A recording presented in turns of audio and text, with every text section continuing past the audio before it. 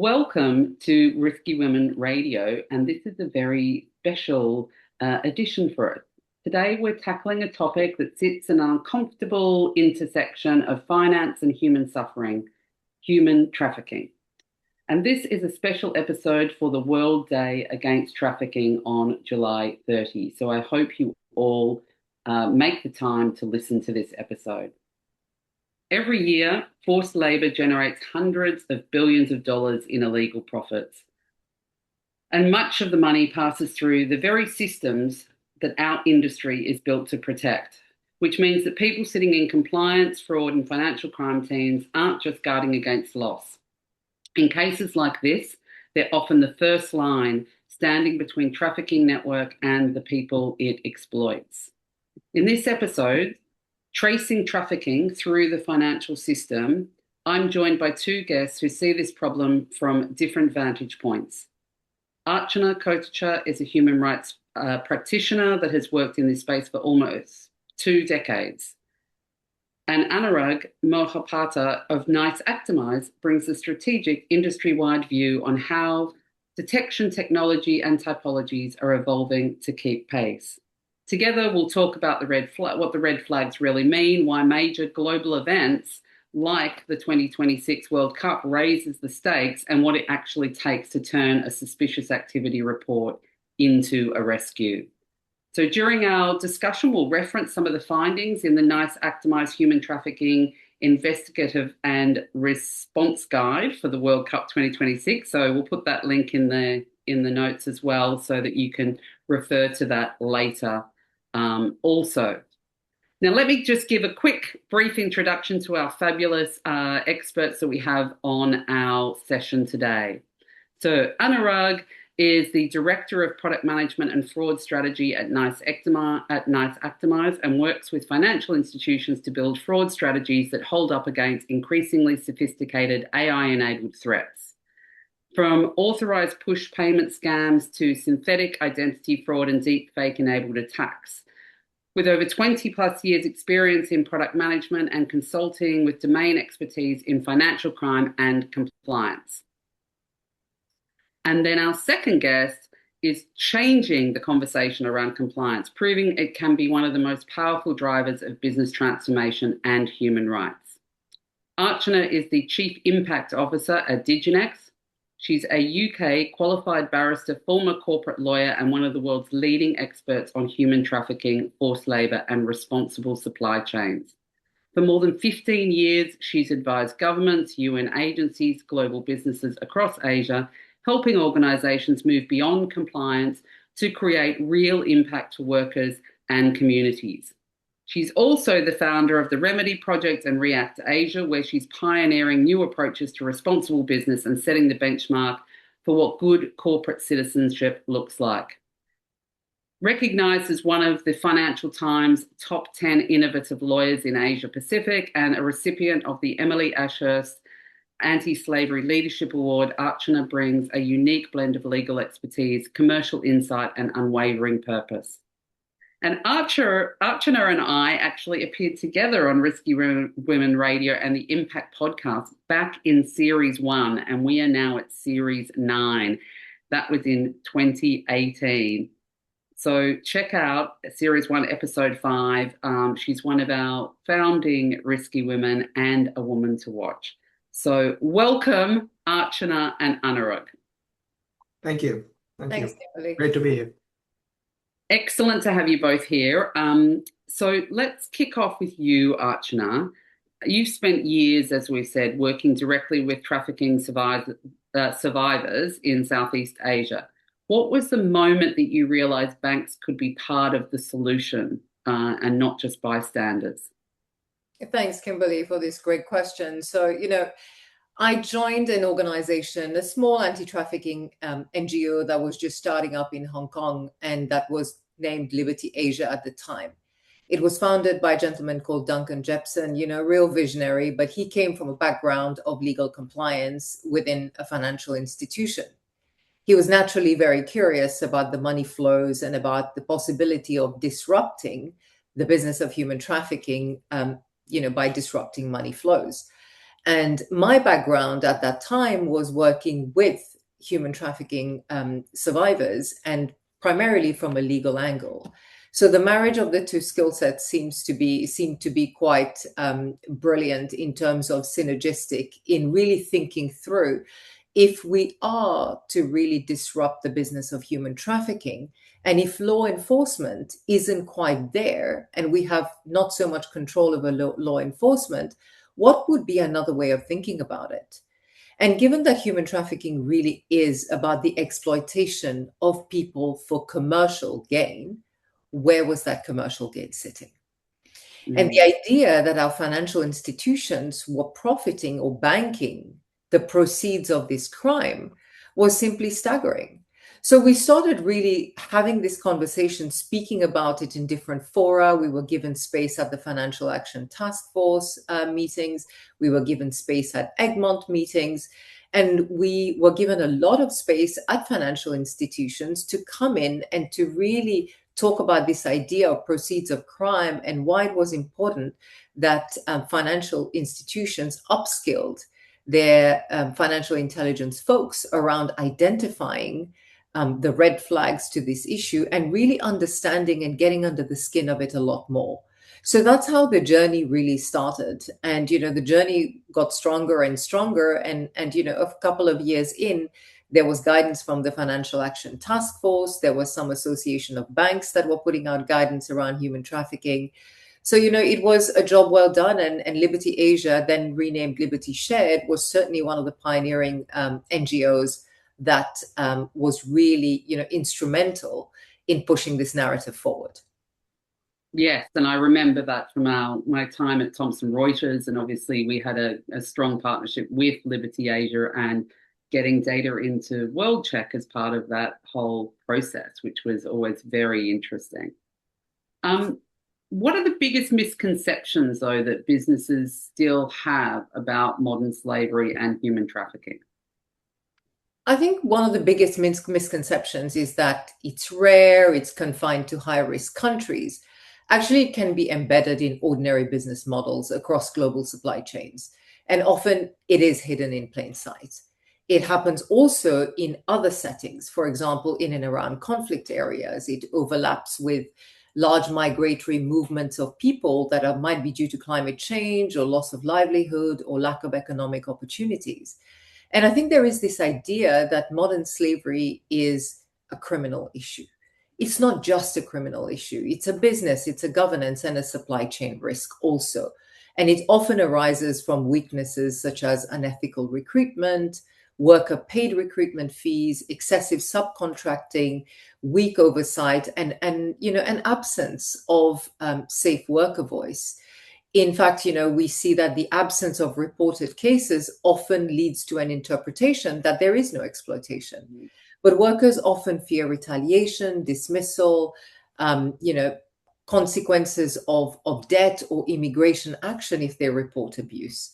And very often when businesses do due diligence, they assume that the diligence is done when the risk is identified. But actually, effective human rights due diligence requires investigation, worker engagement, remediation, prevention, and follow-through. And I think, a final misconception is because it's very much thought through the criminal lens, the responsibility is often attributed to law enforcement. But actually, the responsibility sits with suppliers, with recruiters, with law enforcement, but also with businesses that need to look at how they're purchasing, what are their contractual arrangements, etc. So there is still a lot to do. And I think policies, supplier codes, audits, etc. matter, but they don't always necessarily reveal what is happening on the ground. So that's really interesting. And obviously, we've got financial institutions now trained for looking at red flags. But what does the trafficking actually look like on the ground that you said that, that doesn't show up in that sort of typical typology list? I early on in my anti-trafficking careers, I read in a journal the description of trafficking as the commodification of people. And it really sat with me. It sat with me, it struck me. And over the years, as I worked on cases, you really understand trafficking is not defined by unusual transactions. It is defined by the loss of freedom and the loss of meaningful choice. And financial data can, of course, indicate that something unusual is happening, but it rarely captures the lived reality of coercion, dependency, and the control behind those transactions. And trafficking is a process. It is the progressive reduction of a person's freedom or their ability to leave an exploitative situation. On the ground, this might look like workers paying large illegal recruitment fees, becoming trapped in debt, passports or identity documents being retained, wages being withheld. Workers may face restrictions on freedom of movement, excessive overtime, unsafe working conditions. And people might appear to be working voluntarily, but realistically, they have no ability to refuse the work or to leave the job. And many of these people will not describe themselves as victims. They see the situation as the unavoidable cost of migration or employment. And a transaction monitoring system can identify payment patterns, but it cannot directly see fear, deception, isolation, retaliation, or even the abuse of vulnerability. That is why financial intelligence is great, but it must be combined with contextual analysis, human rights expertise, worker engagement, and also information from different sources and different actors that then needs to be triangulated. That's yeah, that creates a totally different kind of picture that we need to be looking at. And if a bank does identify suspected trafficking network through transaction monitoring, what happens next matters enormously, obviously, from what you've said for the victims involved. So what should institutions understand about the human consequence before they file an SAR? I think, filing the suspicious activity report is an essential legal and compliance steps. But actually, institutions should really understand that they can trigger events that affect people's safety, their income, their housing, their immigration status. The report really is the beginning of a responsible response, but certainly not the end of one.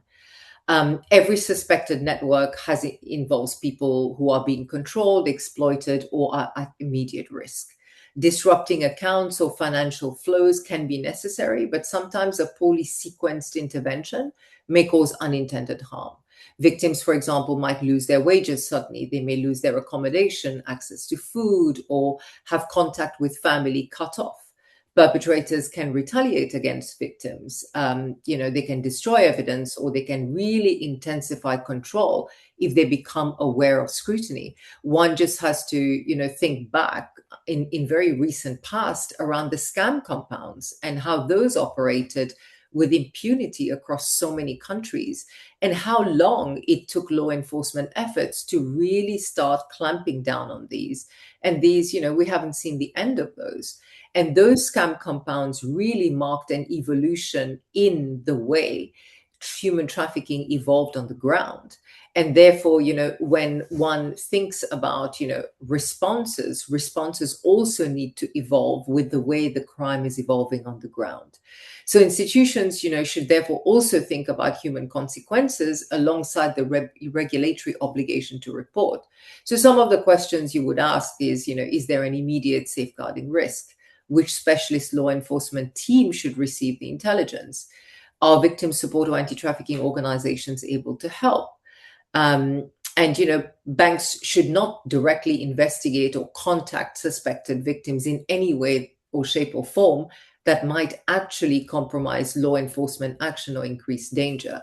And the really important action is to have appropriate escalation, have very careful coordination, and the use of established legal and safeguarding channels. And here collaboration really is critical, because financial institutions, law enforcement, labor inspectors, NGOs, and also businesses have different roles to play in this protection picture. So success should not really be measured just by the number of suspicious activity reports filed, but also by whether intelligence is contributing to real disruption, protection, and prevention of harm for individuals. So in essence, a suspicious activity report is not the human outcome. It is one step in the chain that should ultimately lead to the protection of people, the disruption of exploitation, and also the prevention of recurrence.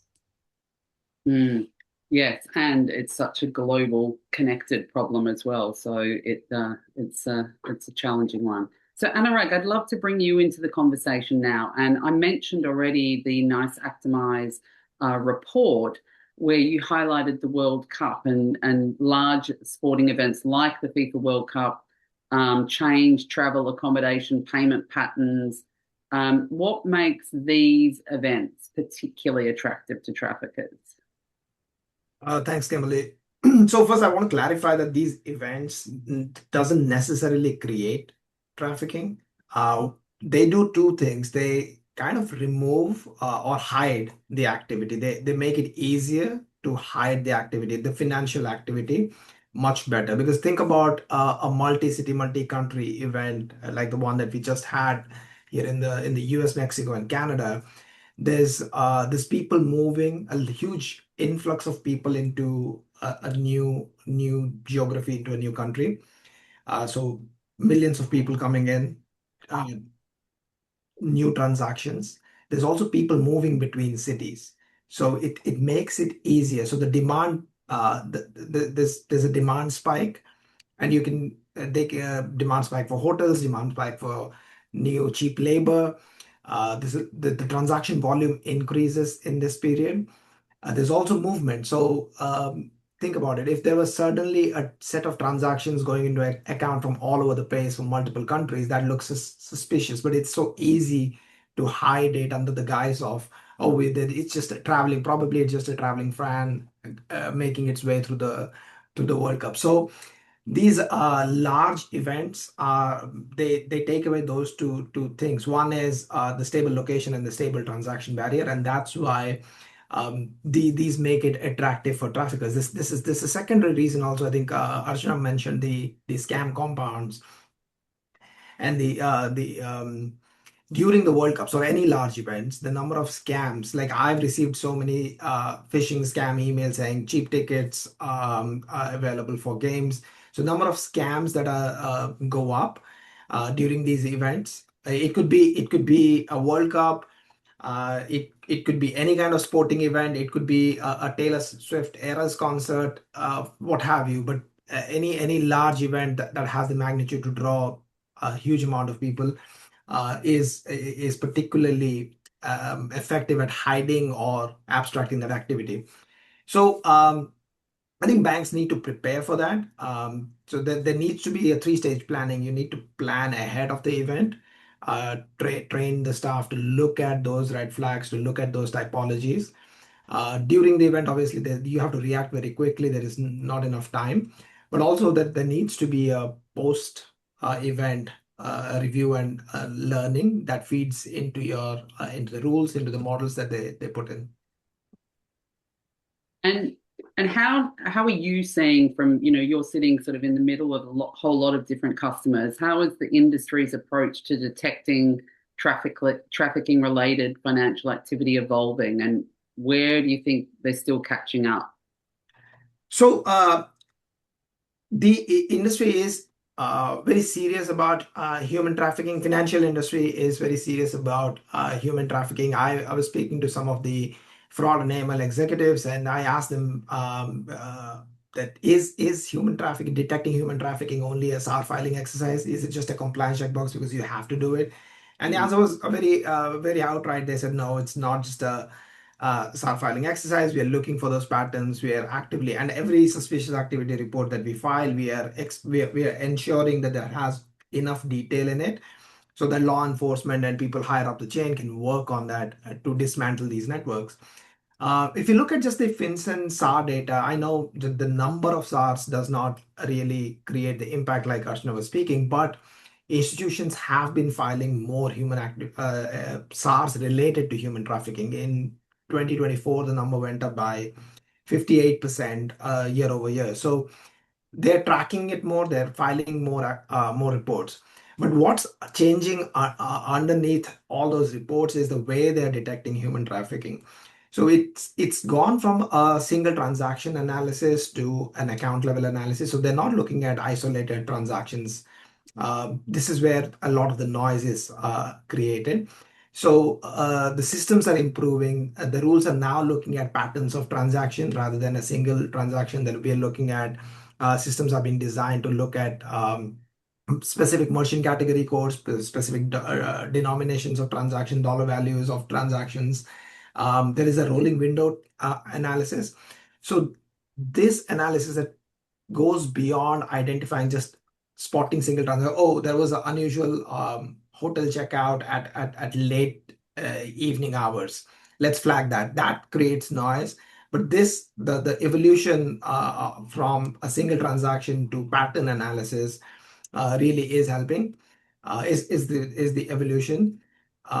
There's still a lot more work to do. I think these systems are still largely rules based. So these are very deterministic rules based on patterns that we have learned.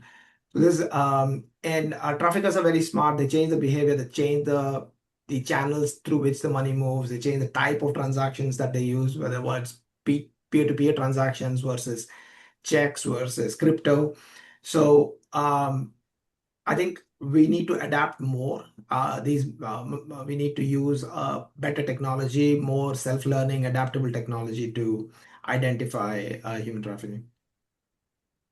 Yeah, and as you said, like a lot of those transactions can look on paper like they're legitimate business activities such as payroll remittances or supply chain payments. So what other things need to change at the institutional or the technology level to sort of close the gap without, drowning teams in false positives?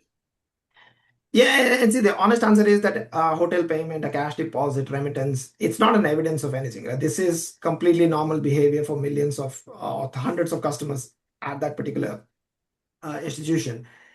The good way a detection logic handles this is, at least the way we've seen, is use pattern matching across merchant category codes, pair that with exclusion list, cross industry collaboration in terms of data sharing. If your peers have learned anything, they've seen risky destinations. If you have access to that, if there are various mechanisms through which regulators are enabling data sharing. So leveraging those, but also spreading the activity, like reviewing multiple merchant category codes. Not just don't just look at prepaid transaction prepaid card activity, because okay, there's a misconception that that's how most human trafficking looks like. No, there's recruitment of money mules today. There's account takeovers. Traffickers and fraudsters are working very closely. The tactics are evolving. So I think I would say that casting a wider net is important. Now, with that comes the problem that you alluded to, the false positives. If you look at more transactions, more activity, there is a risk that you're going to drown your operations team in the number of alerts that you generate, in the number of transactions that you flag. So this is where some of the advanced technology can help you. I alluded to some of the pattern analysis. Look for sequences, pair the behavior with account ownership information, with cross-industry insights if you have so.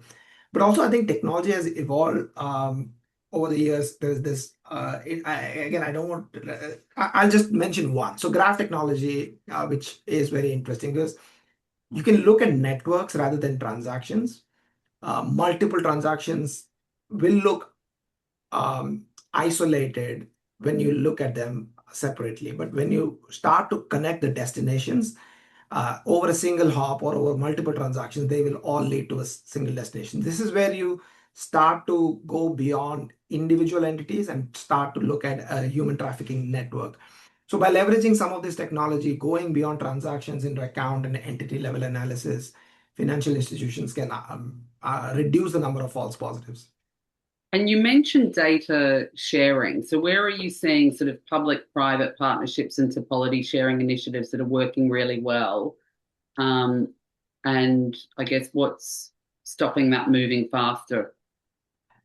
So I'll answer the second part of the question first. What's stopping that moving faster is that there is still a fear among certain financial institutions in terms of sharing information. But our regulators have very clearly come out. FinCEN just issued a clarification last month that under 314B, you can share information about potential fraudulent transactions in addition to anti-money laundering cases, which has always been the case. And there are safe harbor protections applied to both. So, um, that has to improve a lot more. That fear has to go away. That hesitancy in terms of sharing information has to go away. Having said that, there's a lot of examples of public-private partnerships or that have worked. So Canada's Project Protect is one model that's been very successful. If you look at their published stats, in 2024, 2025, they brought in around 300 disclosures, 300 plus disclosures. The exact number I'm not sure of, but roughly around 300 disclosures. They identified 538 subjects. These are and I think roughly around 538 subjects across 26 investigations. So that's a project that has used private-public partnerships, used financial data, worked with law enforcement to produce actual results. So these are good examples. There are others. I think in the UK, the JMLIT, Australia has their Fintel Alliance.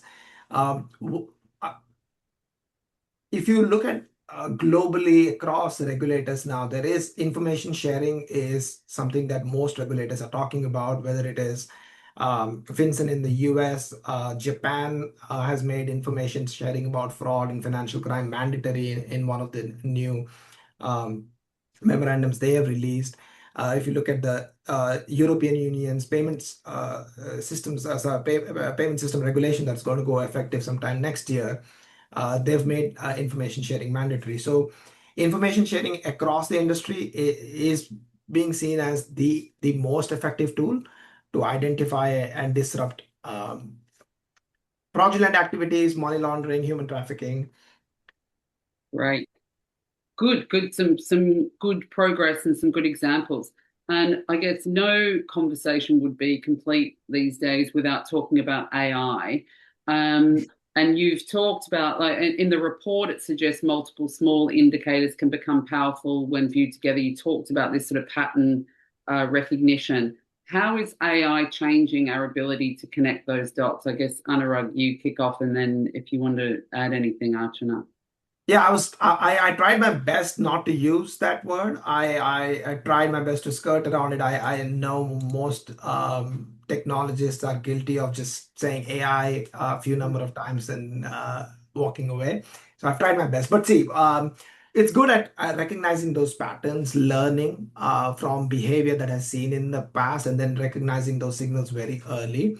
There's also the volume question that we reviewed earlier. So if there are operational teams that are drowning in volumes of data in terms of alerts, um, machine learning or AI systems you can use predictive algorithms to really decide which cases are deserve more time versus which are potentially false positive. So it can draw a human operator's analysis time or attention towards those high probability cases.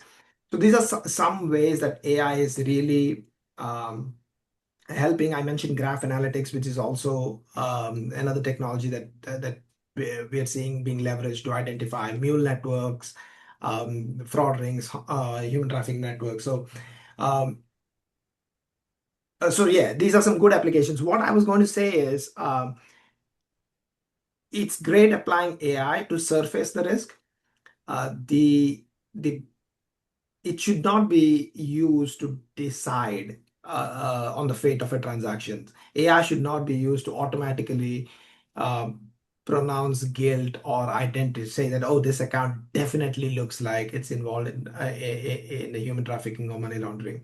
That should still stay with the human analyst with people so that they can make that judgment. So yeah, these are some ways AI is using, and the last part you didn't ask me for, but yes, that's my recommendation. And I think most banks that I work with are in that phase where there's always a human in the loop reviewing the outputs. So, Kimberly, I'll add very quickly to that, technology and AI are obviously very powerful enablers, but they're not replacements for human judgment.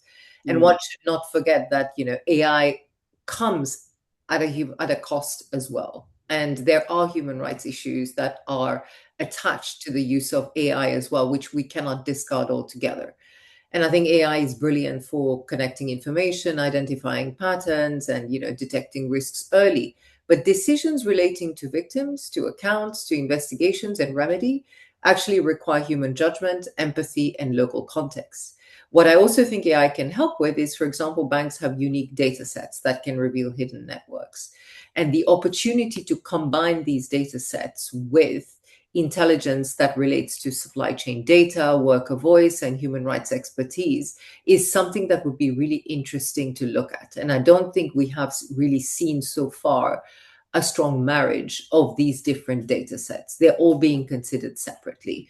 So I think, the use of technology and perhaps AI in fostering a bit more collaboration, information sharing, and identification of patterns may help us shift in a direction of being a little bit more preventive rather than reacting to exploitation having happened. Over the years, as you know, Kimberly, the number of victims continues to increase steadily. And for many people, this conversation now is already too late. So it is really important that we don't just think about reacting and picking up, clues about exploitation that has already happened, but we also start to be a bit more forward-looking in what happens next. How can we stop this? How can we prevent it? So that's what I was going to come on to, is sort of, if you're thinking forward, even just 5 years, what do you think will be the biggest shift in combating human trafficking? Because you say the numbers keep increasing. What are we going to see to change that? I can tell you what I would like to see, and as opposed to what I'm scared is going to happen. We saw, for example, with the scam compounds over the last couple of years that, these just happened. And the speed with which they multiplied, the volume, the number of victims, the modus operandi of the traffickers, the way money was being moved around was, just so fast. And to have an entire law enforcement system, but also financial system adapt and, really align with these changing modalities of exploitation is, a really tall order. And on the other hand, you have conflict, so much conflict. And in a world with such complex geopolitics, conflict is happening more and more frequently. And that also means that people are more on the move, and there are bigger chances of people being exploited and being trafficked. So, my wish is that our future in this space is not about finding more victims, but rather about building systems where exploitation is identified earlier, responded to faster, and ultimately prevented. For this, we require not just flagging instances of, suspicious activity, etc. We want to see outcomes. We want to see outcomes for people. We want to know that financial institutions are increasingly using their leverage in partnership with, regulators, investors, and law enforcement to really drive change in this space. And one of the data sets that is not harnessed and used enough is worker voice. And, the voice of individuals who have had lived experiences. And it is really important that these are harnessed, because that's a very, very, very important data set that is still missing. And success should really be measured by prevention and outcomes, not just detection. And we really do need to have a greater degree of accountability. And that does require moving beyond compliance. So that's, what I would like to see happen in 5 years. Yes. And for you, Anurag, what do you see as 5 years? I would love to see in 5 years' time a whole ecosystem solution. This not just being focused on the financial transactions, but a whole ecosystems like telcos, social media, all working together jointly. Because like the examples that Archana provided, somebody doesn't end up in a scam compound without various other entities, various other verticals being involved. So recruitment starts somewhere on social media. They look at an ad, they think that this is a genuine job, that I get, that this is a job there in Thailand. I'm gonna go take this job. That's where recruitment starts. So different um, sectors working together, cross-sector collaboration, a truly joint cross-sector collaboration. If we have to achieve the goal that Archana is laying out for us, we truly have to be proactive in preventing human trafficking. It can't just be done in isolation with all entities working. I'm going to do the bare minimum to achieve my compliance. That's not going to cut it. So it's only going to happen when all cross sectors work together. Excellent. Now, going sort of more specifics now, if you could get every financial crime analyst in a bank to change one thing about how they think about trafficking, what would it be and what action should they take? Anurag, do you want to start? Change, I don't know. What I would love for them to think is that there's a victim at the end of a transaction. Always think that every there's a victim at the end of a transaction. So that would improve the way you analyze that particular transaction, analyze the alert. It's not just the money that is moving and you're trying to protect the funds or to meet a compliance uh, like a compliance checklist or meet your regulatory obligation. Think that there's an actual victim behind it. When you're writing SAR, that would impact not just how you analyze the alert, but when you're writing a suspicious activity report, you're going to put that extra effort into writing more details, as many details as possible. So yeah, that's one thing that I hope every financial crime analyst considers when they're working on the cases. Right.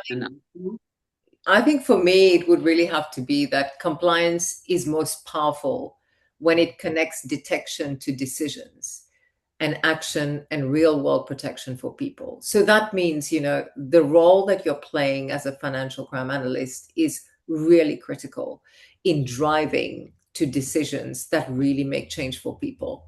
So every small bit of detail, every bit of time that you invest as a financial crime analyst in upskilling yourself, in becoming more familiar with, certain sectors, etc., really can lead to much better detection, decisions, and change for people.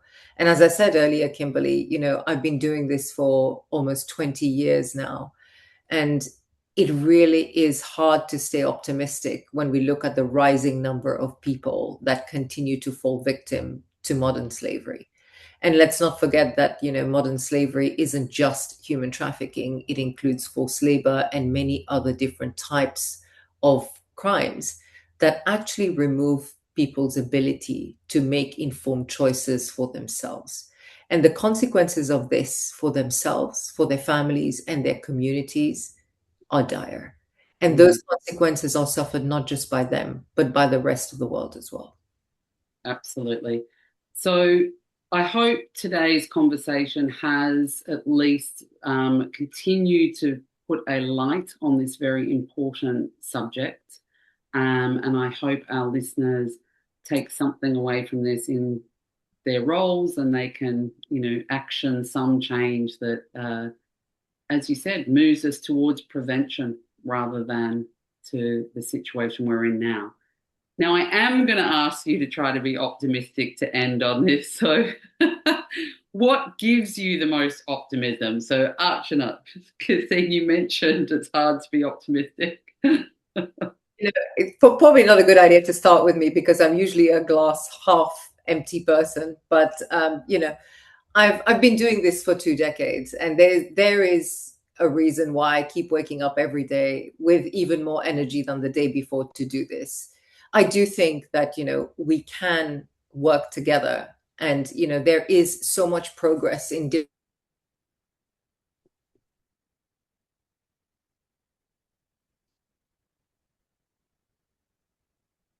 Oh no, we've lost Archana.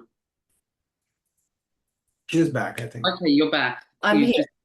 I'll just repeat what I said very quickly. I think, the loss of momentum comes from the fact that, the movement is often quite divided.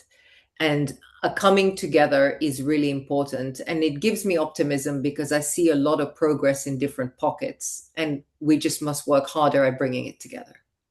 Okay.